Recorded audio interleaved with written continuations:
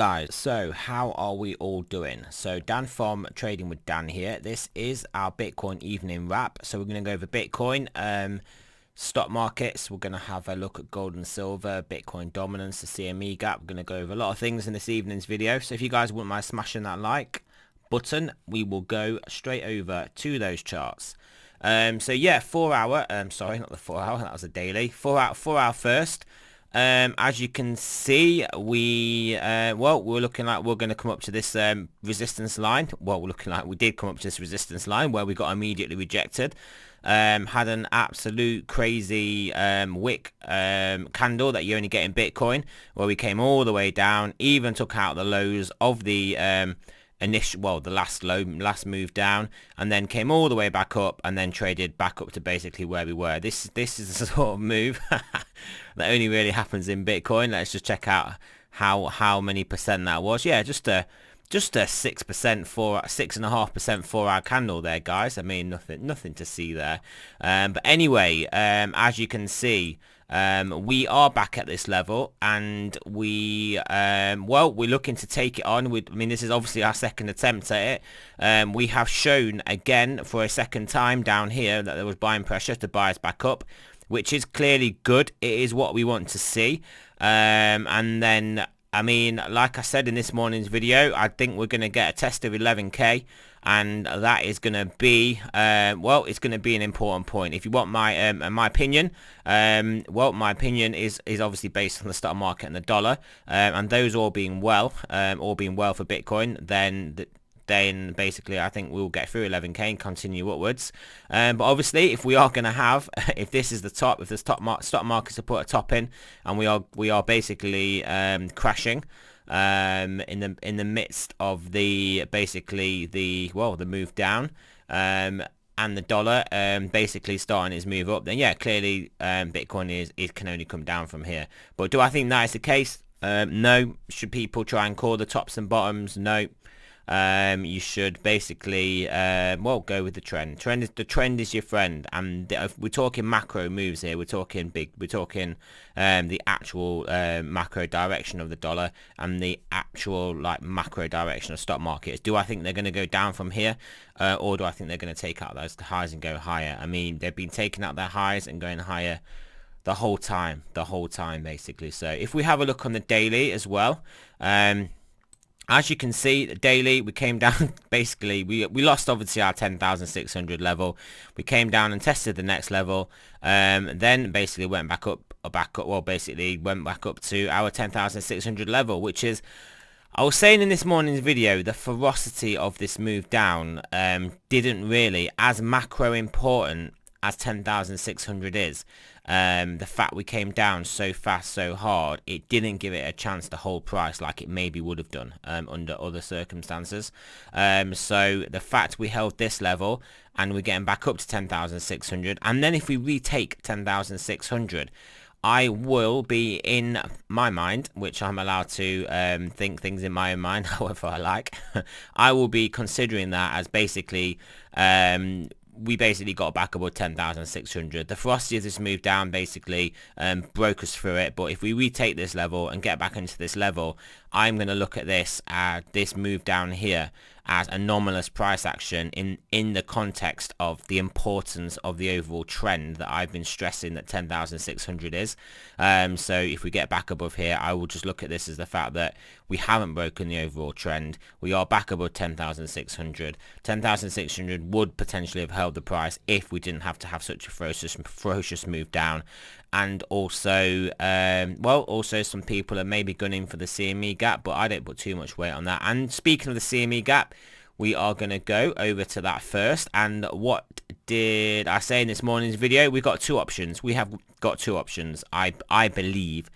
We have got three options, right? But two options are going to be what is most likely. And those two options were, we were going to look like we were going to close this gap. We were going to get close to it, and then we were going to absolutely trap in a load of shorts and slam the market back up, which currently is what's happened. Now, I'm not saying we can't come down close this gap and then come back up. I'm not saying that can't happen, but as it stands at the moment, the first option, which I believe is more likely, I don't think the whales are going to get us down to this gap, and so far they haven't, without it being front ran and it being massively front ran, because this is quite a move from 9,900 literally at the start of the gap, where it only had to travel, well, it's quite a big gap in all fairness, where it only had to travel a little bit and they got all the way back up to 10,600. So that is a $700 dollar move.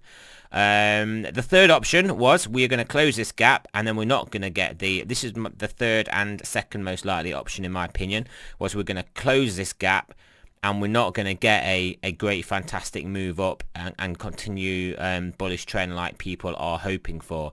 We're going to close this gap and then we're going to close it some more and close it some more and we're going to come down and down, and we are basically going to go, I mean, we're just going to basically, we've lost this, we will lose, we'll basically properly, fully and formally lose any macro bullish price action when we basically come down and take out this level here, which is what I think would be more likely to happen if we do close this gap. I think we will just get slammed down and down.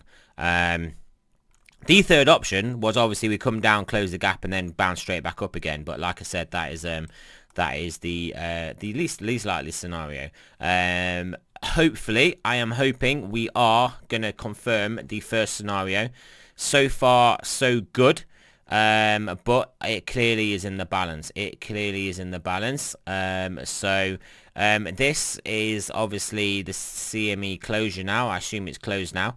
Or does this close in 24 minutes? I'm not entirely certain. But it's closing soon, and hopefully around this level. It's clearly a doji looking candle. So obviously once we start to trade above this candle, which on the CME is 10,775-ish. Well, we'll call it 10,800. Once we start trading above 10,800 on the CMEs, I think we will then get the real squeeze back up.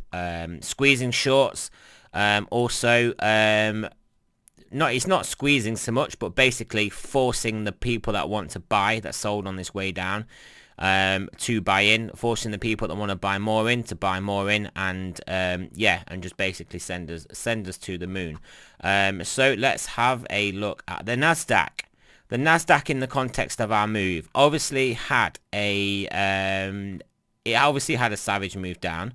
In much the same way, we basically broke out the top, lost steam, we came through, broke out the bottom, but then we pretty quickly have got back in, and I believe this is closed. So that is a closure, and that does not look bad to me. Today was clearly awful, at one point looking very bad, but no daily closure. This is why the closures are so important on these higher time frame candles, because they really do tell the story. And as you can see, I mean we've closed above the daily 21. And just riding up the daily 21 is the most bullish price action you will ever see. The most sustained bullish price action will be riding the daily 21.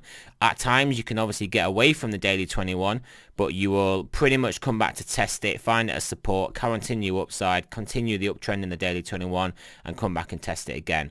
And that's all that is happening at the moment in the Nasdaq. And I say at the moment, I mean this could change, but at the moment it hasn't changed. And we have a nice long wick here, which shows there was an extreme buying pressure all the way back up. And realistically, once we start trading higher, it'll be onwards and upwards, guys. It'll be onwards and upwards to new highs, and there is no point in trying to call tops or call bottoms. You just got to go with the trend. Today's, obviously, it was a particularly savage move down, but these things happen, guys. Those things happen. It's just, it is what it is. Could it end up turning into something like this? Yes, of course it could. But is that the most likely scenario at any given point for that to happen? No, basically. No is the answer. It is always most likely it will be on the next one or the one after that, and we will just continue onwards. But that is not to say that this can't be the low. If we have a look at the SP, basically the S&P, the S&P has literally come back, broken out, had a nice move up. And as you can see, come back, tested this horizontal that we broke out from, Tested the daily 200. This one's not closed around there or thereabouts, not closed above it. It's closed there or thereabouts basically. So it's not looking bad at the moment. We've held basically this level that we broke out from, and we are pretty much holding the daily 21. So not looking bad so far. Dollar index. What is the dollar index doing? So here we have the dollar index. Yep. So obviously today had a bit of a nice move up, but got slammed back down again. Tried to break out the top of the trend line, but got slammed back down again. In much the same way, stock markets got slammed back up again. Bitcoin got slammed back up again. The dollar got slammed back down again. So, I mean, I will say again, I think this is going down. You get these days, you do get these days, guys. You get these days that test you, that basically test you. They not only test your overall views, they also test your leverage. You're basically your leverage, how much you're in, how much profits you take, whether you puke your positions. These are the days that make the great traders. If we have a look at gold, we have had plenty of days like this in gold on the gold trend. Let me just find it. We'll go to this one, and we will go to gold. We won't. We'll go to gold, not silver. Here we go. What am I doing? Gold silver ratio. We will get gold. Here we go. Here's gold. So here's the daily chart for gold. We have been in an uptrend for a long time, and as you can see, not so much here, but look at that. Look at that for a pullback, guy. You are looking at this and you're thinking, oh, this is it, guys. It is game over. We are done. The gold is coming down. We came from 1700 looking good down to well, 1400. This is obviously when everything got hit, but look, even before that, gold got hit, went back up. So gold got hit there, and then we had a lot more bad days in gold.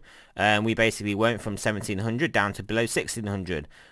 This is looking scary for people in gold, but was it a buying opportunity? Yes, we had all these moves down here. Where did it ultimately go? Higher.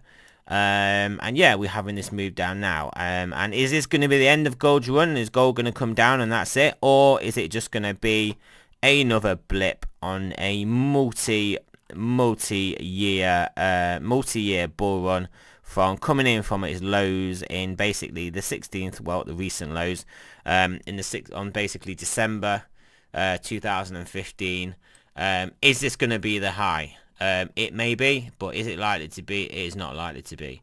So yeah, when in doubt, pull out, guys. Basically, when in doubt, pull out the chart, look at the higher time frames, and just get your bearings, get your context. So this obviously sounds very, very bullish, like I'm trying to put on a positive spin, like I'm trying to basically be all your guys market psychologist or whatever, try and make you feel better about the situation. But I'm not doing that basically to help you guys feel better about the situation. I'm literally just telling you what I think by looking at this market, and if that does make you feel better about the situation, then that is great, because I'm not feeling bad about this situation. There will be a point where it can start to look actually bad, and I will feel bad about the situation, and then obviously have to position accordingly. But at the moment, we're not there yet, guys. We're not there, basically. Yeah, it has been savage. A lot of us are in altcoins, and they've been absolutely hammered. Yeah, granted, that has happened. But they're high-risk plays. I mean, you play high-risk plays. We've made, not to say we, whoever's been playing the alts, we have made massive gains. So we obviously stand to make big losses when they basically correct. But since I have been getting quite heavily involved in these altcoins, this is actually the third time that we've had these sort of big multi-day pullbacks, and every time we've gone basically onwards and upwards. So let's have a look at the BTC dominance as well. BTC.D I'll do. BTC dominance. I mean, this is clearly in a downtrend, guys. In a downtrend from basically this is in a downtrend from basically late 2019, and we are in basically, well, we could call it late 2020. So we're in a year's downtrend. As you can see, we have been tested, come back down. We have been tested, come back down, been tested. Notice the nines, guys. We love the nines. Daily sell 9, daily sell 9, daily sell 9, daily sell 9. A nice daily buy 9 there. Bounces back up. Buy 9 sort of doji candle held up